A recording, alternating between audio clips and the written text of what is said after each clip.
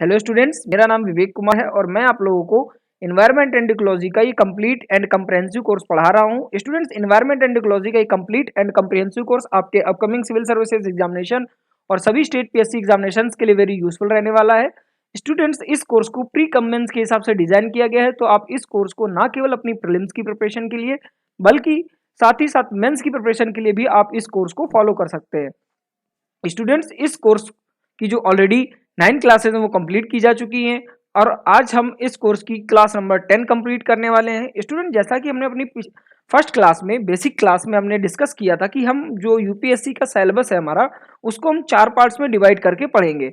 तो एनवायरमेंट का सेक्शन का जो सिलेबस था उसको हमने 4 पार्ट में डिवाइड किया था। पहला सेक्शन हमने आपको इकोलॉजी बताया, दूसरा आपको बायोडाइवर्सिटी बताया था, तीसरा आपको एनवायरमेंट बताया था और चौथा आपको एनवायरमेंट से रिलेटेड जितने भी संगठन हैं, ऑर्गेनाइजेशंस हैं, उनके बारे में डिटेल में पढ़ाने के लिए मैंने आपको बताया हुआ था। तो स्टूडेंट, इस तरीके से हमने अपने एनवायरमेंट के कोर्स को इन 4 पार्ट्स में डिवाइड किया हुआ था।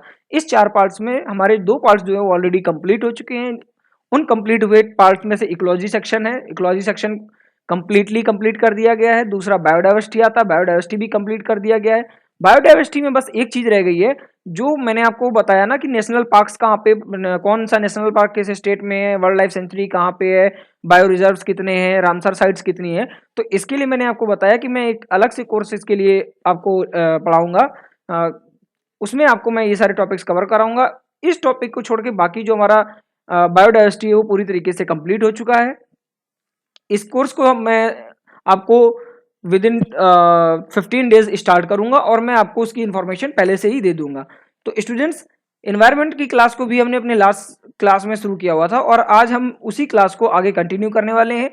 पिछली क्लास में हमने देखा था कि पॉल्यूशन क्या होता है, पॉल्यूटेंट क्या होता है, पॉल्यूटेंट के टाइप्स कितने होते हैं और इसके साथ ही हमने अपना एयर पॉल्यूशन स्टार्ट किया हुआ था। तो एयर पॉल्यूशन जो स्टार्ट किया हुआ था उसमें भी हम देख रहे थे कि सरकार के द्वारा क्या प्रयास किए जा रहे हैं एयर पॉल्यूशन को कम करने के लिए। तो उसी की कंटिन्यूएशन में आइए हम अपनी क्लास को शुरू करते हैं, पर्यावरणीय प्रदूषण। और उस पर्यावरणीय प्रदूषण मैंने जैसा आपको बताया कि एयर पॉल्यूशन के बारे में पढ़ा रहा हूँ।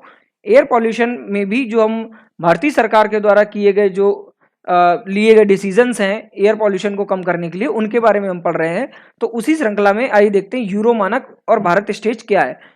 वाहनों से जो निकलने वाली हानिकारक गैसेज होती हैं उनको नियंत्रित करने के लिए यूरोपीय समुदाय के जो लोग थे उन्होंने एक मानक तैयार किया।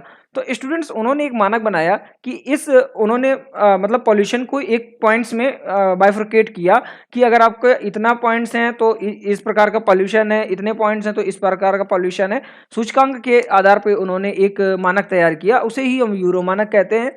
और यूरोपीय देशों ने यूरो मानक जो सर्वप्रथम यूज किया था, यूरो मानक में जैसा कि पॉल्यूशंस में जैसे सल्फर हो गया, नाइट्रोजन के ऑक्साइड्स हो गए, इनकी कितनी परसेंट मात्रा होनी चाहिए, इसके बारे में इन्होंने एक डिटेल्ड खाका तैयार किया और उसके थ्रू ही इन्होंने उसका नाम यूरो मानक दिया। और यूरो मानक जो है वो यूरोपीय देशों के प्रयास के द्वारा सर्वप्रथम 1922, 1992 और 93 में लाया गया। इसके बाद यूरो मानक दूसरे टाइम 1997 में लागू किया गया। यूरो मानक के तहत नाइट्रोजन के ऑक्साइड, सल्फर के ऑक्साइड, कार्बन मोनोऑक्साइड, हाइड्रोकार्बन तथा एसपीएम के उत्सर्जन पर नियंत्रण लाने का प्रयास किया जाता है। स्टूडेंट्स, ये पॉइंट इंपॉर्टेंट है आपके एग्जाम पॉइंट्स ऑफ व्यू से, आप इसे याद कर सकते हैं कि यूरो मानक के तहत किस किस प्रकार के उत्सर्जन पर नियंत्रण करने का प्रयास किया जाता है। तो उनमें पहला है नाइट्रोजन के ऑक्साइड, फिर सल्फर के ऑक्साइड, कार्बन मोनोऑक्साइड, हाइड्रोकार्बन और सस्पेंडेड पार्टिकुलर मैटर, इन सभी के उत्सर्जन पर नियंत्रण करने का प्रयास किया जाता है। भारत स्वच्छ वायु परिवहन पर अंतर्राष्ट्रीय परिषद का एक सदस्य है। International council on clean transportation ICCT का एक सदस्य था भारत, अतः आईसीसीटी के द्वारा भारत में भी यूरो मानक लागू करने की बात कही गई। भारत में भी वाहनों से जो निकलने वाली हानिकारक गैसेस को नियंत्रित करने के लिए यूरो मानक को ही आधार बनाकर भारत में इसे लागू किया गया और इसे हम भारत स्टेज के नाम से भी जानते हैं। यूरो मानक के आधार पर भारत स्टेज को लागू करने के लिए भारत सरकार ने सीएसआईआर के निर्देशक मार्सेलर की अध्यक्षता में एक समिति का गठन किया गया। इन्हीं की सिफारिश पर भारत में भारत स्टेज के रूप में यूरो मानक को लागू किया गया। यदि हम कंपैरिजन करें कि यूरो मानक के कौन कौन से स्टैंडर्ड जो है भारत में कब कब लागू हुए, तो जो यूरो मानक जो 1 है वो इंडिया 2000 के नाम से लॉन्च हुआ। फिर जो यूरो 2 है वो एनसीआर प्लस 12 अन्य शहरों के समेत पूरे भारत में लागू हुआ, इसे भारत स्टेज 2 कहते हैं। जो यूरो 3 है वो एनसीआर प्लस 10 अन्य शहरों के साथ पूरे भारत में लागू हुआ। इसे भारत स्टेज 3 कहते हैं। ये अप्रैल 2005 में लागू किया गया और अप्रैल 2010 तक लागू रहा। फिर आता है यूरो मानक 4।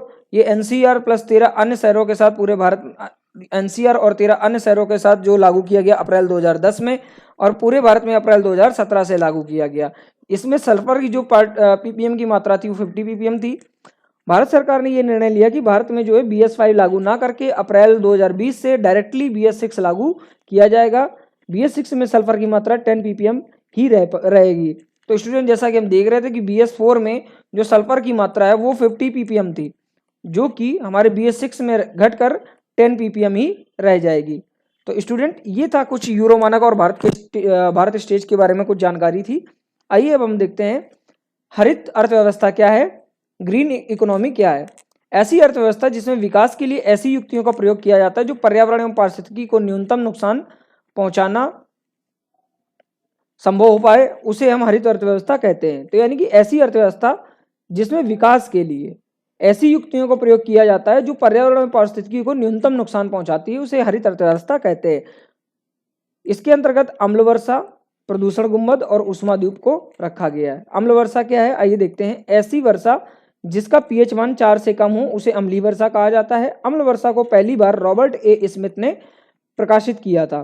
तो ऐसी बारिश जिसका जो पीएच मान 4 से कम होता है उसे हम एसिडिक रेन कहते हैं। आइए देखते हैं कि अम्ल वर्षा का कारण क्या है। अम्ल वर्षा के लिए मुख्यतः दो गैसें जिम्मेदार होती हैं। पहला है सल्फर डाइऑक्साइड और दूसरा है नाइट्रोजन ऑक्साइड। ये क्या करते हैं कि जलवाष्प से क्रिया करते हैं तो H2SO4 यानी कि सल्फ्यूरिक अम्ल और HNO3 नाइट्रिक अम्ल का निर्माण करते हैं। ये जो सल्फर डाइऑक्साइड गैस है और ये नाइट्रोजन ऑक्साइड जो वायुमंडल में उपस्थित नमी होती है उसके साथ क्रिया करके सल्फर H2SO4 यानी कि सल्फ्यूरिक अम्ल और HNO3 नाइट्रिक अम्ल का निर्माण होता है। ये गैसें कारखानों से तथा तेल शोधन शालाओं से निकलती हैं। ये दोनों गैसें वायुमंडल में उपस्थित जलवाष्प के साथ क्रिया करती हैं, जिसके परिणाम स्वरूप इनका रूप जो परिवर्तित हो जाता है। SO2 जैसे मैंने आपको बताया कि SO2 और जलवाष्प H2SO4 बनाती है और NO2 और जलवाष्प HNO3 बनाती है। सल्फ्यूरिक अम्ल तथा नाइट्रिक अम्ल अम्ल वर्षा के मुख्य कारण माने जाते हैं। दूसरे शब्दों में ये वर्षा को अम्लीय बना देते हैं। इस प्रकार की वर्षा को हम अम्ल वर्षा कहते हैं। तो स्टूडेंट्स ये इंपॉर्टेंट पॉइंट है कि अम्ल वर्षा के लिए उत्तरदायी कौन है। अम्ल वर्षा के लिए उत्तरदायी है सल्फ्यूरिक अम्ल और HNO3 नाइट्रिक अम्ल। अम्ल वर्षा अपने स्रोत क्षेत्र के साथ साथ दूर स्थित क्षेत्रों को भी प्रभावित करती है। क्यों ऐसा क्यों होता है? क्योंकि स्टूडेंट्स क्या होता है जो कल कारखानों से जो SO2 और नाइट्रोजन गैस निकलती है ये क्या होता है धुएं के रूप में ऊपर उठती है। फिर क्या होता है जो हमारी एयर होती है तो एयर इस गैस को दूसरे क्षेत्रों तक अपने साथ बहा कर ले जाती है और जहाँ पर इसे नमी मिलती है वहाँ पर उस नमी के साथ ये क्रिया करके सल्फर डाइऑक्साइड H2SO4 बनाती है और NO2 गैस HNO3 बनाती है और ये मिलकर H2SO4 और HNO3 बारिश के जल को अम्लीय कर देते हैं। तो इस प्रकार हम देखते हैं कि जो SO2 और NO2 है वो अम्ल वर्षा अपने क्षेत्रों के साथ साथ दूर स्थित क्षेत्रों को भी प्रभावित करती है। स्टूडेंट्स अम्ल वर्षा का प्रभाव क्या होता है? अम्ल वर्षा जब किसी झील या तालाब के ऊपर होती है तो उसमें रह रहे जीवों की मृत्यु होने लगती है, इसलिए इसे लेक किलर भी कहते हैं। अम्ल वर्षा को लेक किलर भी कहते हैं। अम्लीय वर्षा के कारण भवनों, इमारतों, पुलों तथा रेल की पटरियों का संक्षारण होने लगता है। संक्षारण मतलब डिकम्पोजिशन बोल सकते हैं इसको हम। अम्ल वर्षा के इस प्रभाव को हम स्टोन लेप्रोसी भी कहते हैं। अम्लीय वर्षा भूमि की उर्वरता को समाप्त कर देता है जिससे भूमि मरुस्थल के रूप में परिवर्तित होने लगती है। नोट, विश्व में सर्वाधिक अम्ल वर्षा जो है वो नॉर्वे में होती है, स्वीडन, फिनलैंड और यूएसए इत्यादि में होती है। अंतरराष्ट्रीय अम्ल वर्षा सूचना केंद्र जो है मैनचेस्टर इंग्लैंड में है। तो स्टूडेंट्स ये इंपॉर्टेंट है हमारा कि अम्ल वर्षा का अंतरराष्ट्रीय सूचना केंद्र कहाँ पर है। ये कई बार स्टेट पीएससी एग्जाम्स में पूछा गया है, मैनचेस्टर इंग्लैंड में है। स्टूडेंट्स आइए हम देखते हैं कि प्रदूषण गुंबद क्या है। औद्योगिक नगरों में 1000 मीटर ऊपर प्रदूषणकारी गैसों की एक मोटी परत बन जाती है जिसका आकार गुंबद की तरीके होता है और इसे हम प्रदूषण गुंबद कहते हैं। इसके बाद आइए हम देखते हैं कि ऊष्मा द्वीप क्या होता है। नगरों में ऐसा स्थान जहां अन्य स्थानों से वहां का तापमान अधिक होता है, इस बढ़े हुए तापमान वाले स्थान को हम ऊष्मा द्वीप कहते हैं। इसमें जैसा कि हम देखते हैं कि अगर हम बात करें तो पूरे शहर में हमारे या किसी स्थान पर एक अगर हम बड़ा क्षेत्र ले लें तो वहाँ पर उस बड़े क्षेत्र में हर जगह पर टेम्परेचर जो है वो सेम नहीं होता है। जैसे कि अगर हम बात करें कि जहाँ पर कल कारखानों का एरिया होता है वहाँ पर अत्यधिक गर्मी होती है और जहाँ पर वन वाला एरिया होता है वहाँ पर अत्यधिक वातावरण जो होता है वो ठंडा होता है। तो इस तरीके से हम देखते हैं कि किसी क्षेत्र में पर्टिकुलर एरिया का वह रीजन जहाँ पर जो टेम्परेचर होता है वो बाकी एरिया से कंपैरिजन में ज़्यादा होता है, तो उस पर्टिकुलर एरिया को ही हम ऊष्माद्वीप या हीट आइसलैंड कहते हैं। स्टूडेंट्स आइए देखते हैं जो हमारे आज की क्लास का मोस्ट इंपॉर्टेंट टॉपिक है वो ग्रीन हाउस इफेक्ट क्या होता है। और स्टूडेंट्स इस टॉपिक को आप बहुत ही अच्छे से पढ़िए। ये टॉपिक आपके ना केवल आपकी प्रीलिम्स एग्जामिनेशन बल्कि मेंस में भी इससे रिलेटेड कई बार क्वेश्चंस पूछे गए हैं। तो स्टूडेंट्स आइए हम देखते हैं कि हरित प्रभाव तथा वैश्विक तापन यानी कि ग्रीन हाउस इफेक्ट और ग्लोबल वार्मिंग क्या है। आइए देखते हैं। पृथ्वी तथा उसके वायुमंडल के ऊर्जा का प्रमुख स्रोत है सूर्य। स्टूडेंट जैसा कि हमने आपको बताया था, अपनी लास्ट क्लास में ही बताया था मैंने आपको कि जो सूर्य है, हमारी जो पृथ्वी पर जो ऊर्जा का एकमात्र स्रोत है वो सूर्य है। सूर्य जो है, सूर्य से जो होता है वो नाभिकीय संलयन के द्वारा जो सौर ऊर्जा होती है वो उत्सर्जित की जाती है और ये सौर ऊर्जा हमारे पृथ्वी पर लघु तरंगों के रूप में आती है। तो स्टूडेंट्स जब ये लघु तरंगों के रूप में आती है और इसके बाद विषुवत-रेखीय तरंगे सूर्य से ऊर्जा जो है लघु तरंगों के रूप में आती है। ये लघु तरंगे विद्युत चुंबकीय तरंगे होती हैं और इन्हीं तरंगों से पृथ्वी को ऊर्जा मिलती है। इन्हें फोटोन कहा जाता है। स्टूडेंट ये जो तरंगे आती हैं ये क्या करती हैं, धरातल पर जैसे ही पड़ती हैं तो ये धरातल को क्या करती हैं, गर्म कर देती हैं, धरातल को ये हीट कर देती हैं। तो स्टूडेंट ये जो लघु तरंगे आती हैं ये हमारे धरातल को हीट कर देती हैं। ऐसी तरंगे जिसके संचरण के लिए किसी माध्यम की आवश्यकता नहीं होती है और इसलिए ये तरंगे निर्वात में भी चल सकती हैं, इसलिए इन्हें हम विद्युत चुंबकीय तरंगे कहते हैं। तो स्टूडेंट जैसा कि हम देखते हैं कि सूर्य का प्रकाश है वो निर्वात में भी चल सकता है, तो इसलिए सूर्य का जो प्रकाश है उसे हम यानी कि जो सूर्य की जो तरंगे हैं उन्हें हम विद्युत चुंबकीय तरंगे भी कहते हैं। तो स्टूडेंट जैसे मैंने अभी आपको बताया कि जो सूर्य की तरंगे वो लघु तरंगों के रूप में पृथ्वी पर हमारे आती हैं और उसके बाद पृथ्वी की जितनी ऊर्जा सूर्य के लघु तरंगों के रूप में प्राप्त होती है, पृथ्वी उतनी ही ऊर्जा को दीर्घ तरंगों के रूप में अंतरिक्ष को वापस कर देती है। तो स्टूडेंट्स क्या, जैसे कि हम आप देखते हैं कि दिन के समय में क्या होता है, लघु तरंगे पृथ्वी पर आती हैं, तो लघु तरंगे क्या करती है, धरातल को गर्म करती जाती हैं। लेकिन जैसे ही रात होती है तो रात के समय में क्या होता है, जो हमारा धरातल होता है वो ठंडा होने लगता है। ठंडा होने की वजह से ये जो लघु तरंगों की जो हीट है वो धीरे धीरे क्या होती है, दीर्घ तरंगों के रूप में ऊपर उठने लगती है। तो जितनी ऊर्जा हमें सूर्य हमें लघु तरंगों के रूप में देता है वो ऊर्जा रात के समय में धरातल के ठंडे होने पर दीर्घ तरंगों के रूप में ऊपर उठने लगती है। इस प्रकार ऊर्जा का जो आदान प्रदान है पृथ्वी का ऊष्मा बजट कहलाता है, जिससे पृथ्वी के तापमान में संतुलन बना रहता है। स्टूडेंट्स आइए अब हम आगे देखते हैं कि पृथ्वी के जो ऊष्मा बजट का संतुलन हरित प्रभाव के कारण बिगड़ जाता है, जिसका परिणाम वैश्विक तापमान के रूप में सामने आता है, ग्लोबल वार्मिंग के रूप में सामने आता है।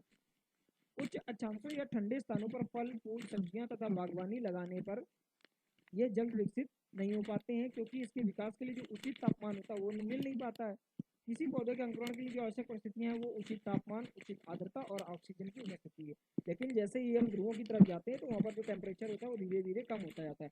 तो स्टूडेंट्स क्या होता है कि जब ध्रुवों की तरफ हम जाते हैं तो वहाँ पे क्या होता है कि अगर कोई हमें बागवानी की खेती करनी है तो हम क्या करते हैं, ग्रीन टीन सेट जो है उस बागवानी के ऊपर हम लगा देते हैं। इस ग्रीन टीन सेट के कारण होता क्या है कि इस ग्रीन टीन सेट के अंदर जो हमें बागवानी की या जो हमें सब्जियों की या जो फलों की या जो भी बागवानी की खेती हमें करनी होती है उसे हम इस ग्रीन टीन सेट के अंदर लगा देते हैं। इससे होता क्या है कि दिन के समय जब सूर्य की ऊर्जा जो आती है वो इस ग्रीन टीन सेट से लघु तरंगों के रूप में अंदर तो आ जाती है, लेकिन जब ये हीट अंदर आ जाती है ग्रीन टीन सेट के, तो जब ये ठंडा होता है, धरातल जब ठंडा होता है तो ये गर्म होकर जो है ऊपर उठती हैं। ये जब लघु तरंगे दीर्घ तरंगों के रूप में ऊपर उठती हैं तो इस टीन सेट के द्वारा रोक ली जाती हैं, जिसके कारण यहाँ का जो टेम्परेचर होता है वो क्या होता है, अंदर का टेम्परेचर बाहर के टेम्परेचर की तुलना में ज़्यादा हो जाता है। क्यों? क्योंकि जो लघु तरंगे आती हैं वो लघु तरंगे इस ग्रीन टीन सेट के कारण बाहर नहीं निकल पाती है, तो जिसके कारण जो अंदर का जो टेम्परेचर होता है वो बाहर की तुलना में, बाहर के वायुमंडल की तुलना में अंदर ज़्यादा हो जाता है। इसलिए जो बागवानी की फसलें हैं उनके लिए आवश्यक तापक्रम जो है वो मिलता रहता है।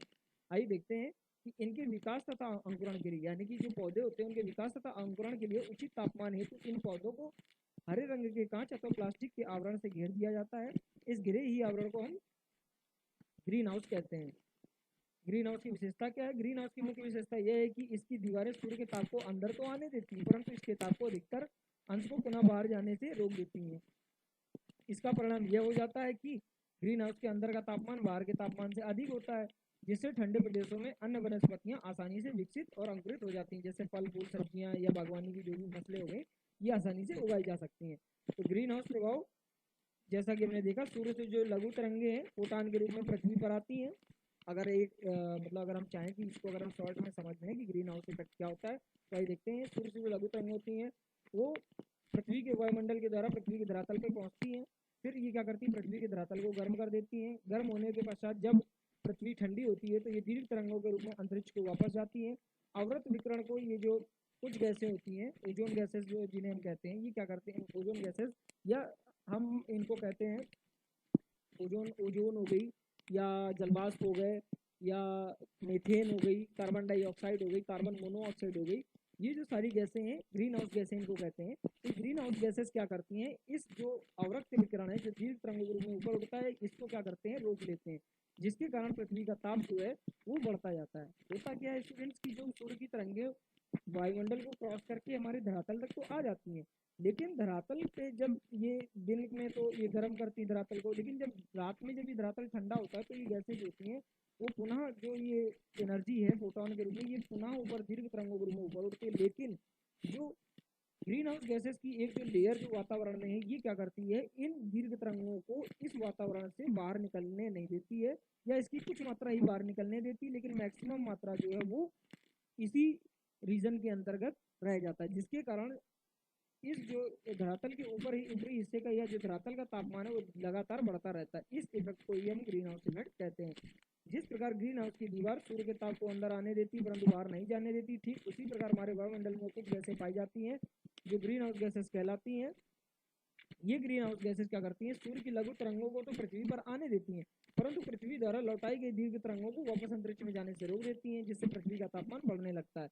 इस प्रकार वायुमंडल में पाई जाने वाली गैसों द्वारा पृथ्वी के दीर्घ तरंगों को रोककर पृथ्वी के तापमान में वृद्धि करने के प्रभाव को ही हमारी गृह प्रभाव यानी ग्रीन हाउस इफेक्ट कहते हैं। ग्रीन हाउस इफेक्ट के कारण जो पृथ्वी तथा वायुमंडल का ताप बढ़ने लगता है, जिसे हम वैश्विक तापन कहते हैं। पृथ्वी द्वारा छोड़ी गई दीर्घ तरंगों में से हरित ग्रीन विशेषता वाली गैसें अवरक्त विकिरण को अवशोषित कर लेती हैं।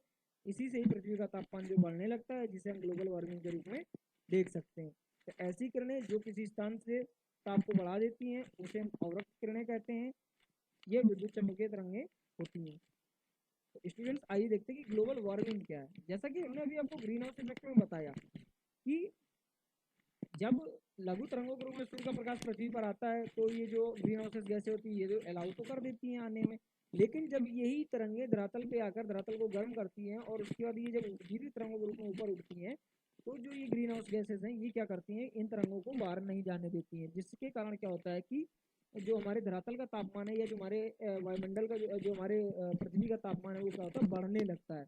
इस प्रभाव को हम ग्लोबल वार्मिंग भी कहते हैं। हमारा वायुमंडल ग्रीन हाउस गैस की तरह कार्य करता है, जो पृथ्वी के तापमान को प्राकृतिक रूप से इतना बनाए रखती है कि पृथ्वी पर सामान्य जीवन संभव हो सके।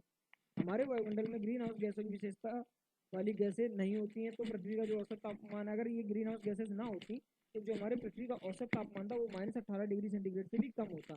ऐसी स्थिति में क्या होता है कि पृथ्वी पर जो सामान्य जीवन है वो संभव नहीं हो पाता। अतः पृथ्वी पर सामान्य जीवन को स्थापित करने के लिए प्रकृति में वायुमंडल में ग्रीन हाउस गैसेज वाली गैसों की एक निश्चित मात्रा उपलब्ध करवा दी है, परंतु मानव गतिविधियों ने वायुमंडल में पृथ्वी द्वारा निश्चित की गई ग्रीन हाउस प्रभाव वाली गैसों के संतुलन में परिवर्तन कर दिया है, जिससे पृथ्वी का तापमान लगातार बढ़ने लगता है। ग्रीन हाउस गैसों की बढ़ी हुई सांद्रता के कारण पृथ्वी के औसत तापमान में लगातार वृद्धि हो रही है। इसे ही हम क्या कहते हैं, ग्लोबल वार्मिंग कहते हैं।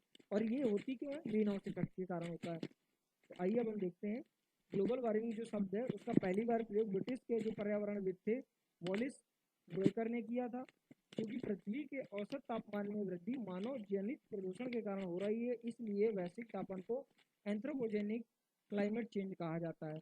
वैश्विक तापमान का प्रभाव क्या होता है, वैश्विक तापमान के प्रभाव के बारे में अगर देखें तो ध्रुवों पर जो बर्फ पिघल रही है उसका कारण ग्लोबल वार्मिंग है। समुद्र के जल स्तर में वृद्धि होना, कृषि भूमि में कमी होना, आवासीय भूमि में कमी होना और जलवायु परिवर्तन की जो समस्या है, इस तरीके से ये जो प्रभाव है ये वैश्विक तापमान के द्वारा होते हैं।